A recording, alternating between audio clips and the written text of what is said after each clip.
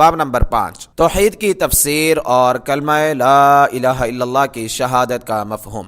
اللہ تعالیٰ کا ارشاد ہے، اولئک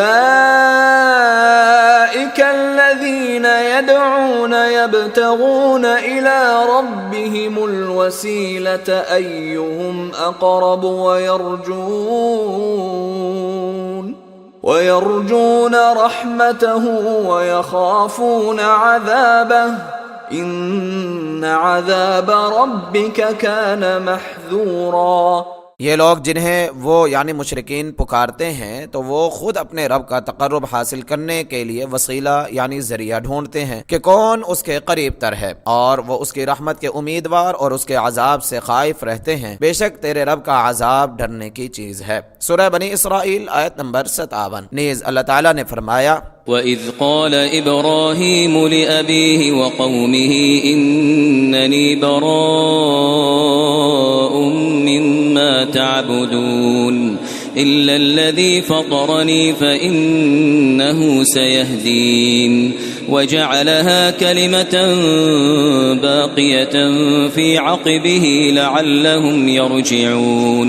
اور جب ابراہیم علیہ السلام نے اپنے باپ اور اپنی قوم سے یعنی صاف صاف کہہ دیا تھا کہ تم اللہ تعالیٰ کے سوا جن کی بندگی کرتے ہو میں ان سے بیزار ہوں، ہاں یعنی میں صرف اسے مانتا ہوں جس نے مجھے پیدا کیا ہے، وہی میری رہنمائی کرے گا۔ اور وہ یہی بات یعنی دعوت اپنی اولاد میں چھوڑ گئے تاکہ وہ بھی یعنی اللہ ہی کی طرف رجوع کریں۔ سورہ زخرف آیت نمبر 26 تا 28۔ اللہ تعالیٰ نے مزید فرمایا، اتخذوا احبارهم ورهبانهم اربابا من دون اللہ، ان یعنی عیسائی لوگوں نے اللہ کو چھوڑ کر اپنے علماء اور بزرگوں کو رب بنا لیا۔ سورہ توبہ آیت نمبر 31۔ وَمِنَ النَّاسِ مَن يَتَّخِذُ مِن دُونِ اللَّهِ أَندَادًا يُحِبُّونَهُمْ كَحُبِّ اللَّهِ وَالَّذِينَ آمَنُوا أَشَدُّ حُبًّا لِلَّهِ۔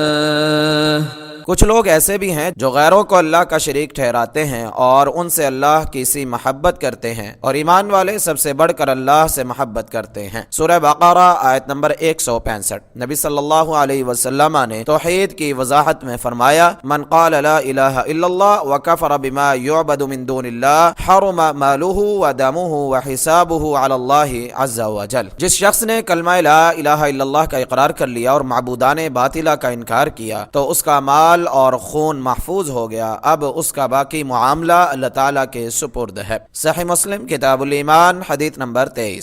آئندہ آنے والے ابواب میں اسی عنوان لا الہ الا اللہ کی شہادت کا مطلب شرح اور وضاحت پیش کی گئی ہے۔ مسائل نمبر 1، اس میں سب سے اہم مسئلہ توحید اور کلمہ لا الہ الا اللہ کی گواہی دینے کی تفسیر ہے، جسے متعدد آیات و احادیث سے واضح کیا گیا ہے۔ نمبر 2، ان میں سے ایک سورہ بنی اسرائیل کی آیت نمبر 57 ہے، جس میں ان مشرکین کی تردید ہے جو صلحاء اور بزرگوں کو پکارتے ہیں۔ اس آیت میں صاف صاف بیان ہے کہ یہی شرک اکبر ہے۔ نمبر 3، اس باب میں دلائل توحید کے بیان میں ایک دلیل سورہ توبہ کی آیت نمبر 31 بھی ہے، جس میں اللہ تعالیٰ نے واضح طور پر فرمایا کہ اہل کتاب نے اللہ تعالیٰ کے سوا اپنے علماء اور بزرگوں کو رب بنا رکھا تھا، حالانکہ انہیں صرف اور صرف ایک الہ کی عبادت کا حکم دیا گیا تھا۔ اس کے باوجود اس آیت کی وہ تفسیر جس میں کوئی اشکال یا ابہام نہیں، یہ ہے کہ اہل کتاب اپنے علماء اور بزرگوں کو مصیبت یا مشکل کے وقت پکارتے نہیں تھے، بلکہ گناہ کے کاموں میں ان کی اطاعت کرتے تھے، یعنی اور اسی کو معبود اور رب بنانا کہا گیا ہے۔ نمبر 4، اور سیدنا ابراہیم علیہ السلام کی اس بات کا بھی تذکرہ ہے جو انہوں نے کفار سے کہی تھی، میں تمہارے معبودوں سے بیزار اور لا تعلق ہوں، میرا تعلق صرف اس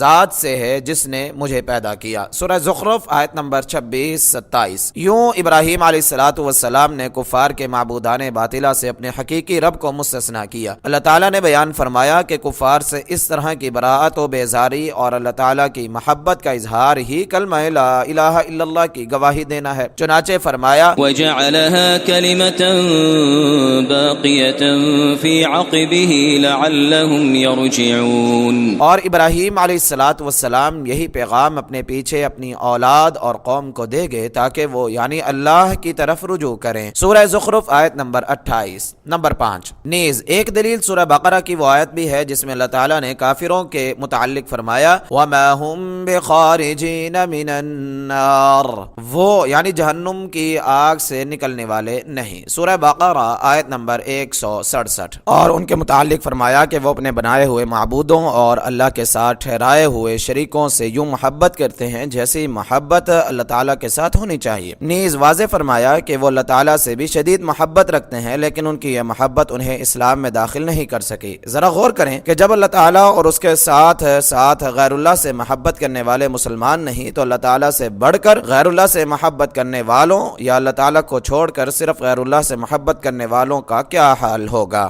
نمبر 6، اور ایک دلیل رسول اللہ صلی اللہ علیہ وسلم کا یہ فرمان ذیشان بھی ہے کہ جس آدمی نے کلمہ لا الہ الا اللہ کا اقرار اور معبودان باطلہ کا انکار کیا، اس کا مال اور خون یعنی جان محفوظ ہو گیا اور اس کا حساب یعنی باقی معاملہ اللہ تعالیٰ کے سپرد ہے۔ یہ فرمان مبارک ان عظیم دلائل میں سے ایک ہے جو کلمہ لا الہ الا اللہ کے معنی و مفہوم کو صحیح طور پر واضح کرتے ہیں کہ محض زبان سے اس کلمے کو ادا کر لینے اور اس کے معنی کی معرفت حاصل کر لینے، اقرار کر لینے اور اکیلے اللہ کو بغیر شریک ٹھہرائے پکار لینے سے جان و مال کو تحفظ نہیں مل جاتا، بلکہ جان و مال کو تحفظ اسی وقت مل سکتا ہے جب اس کے ساتھ ساتھ معبودان باطلہ کا انکار بھی کیا جائے۔ یاد رہے کہ اگر کسی نے ان باتوں میں سے کسی ایک بات میں ذرا سا بھی شک یا توقف کیا تو اس کی جان اور مال کو تحفظ و امان حاصل نہ ہو سکے گا۔ غور کریں یہ مسئلہ کس قدر اہم، کتنا عظیم اور کس قدر واضح ہے اور مخالفین کے خلاف کتنی بڑی دلیل ہے۔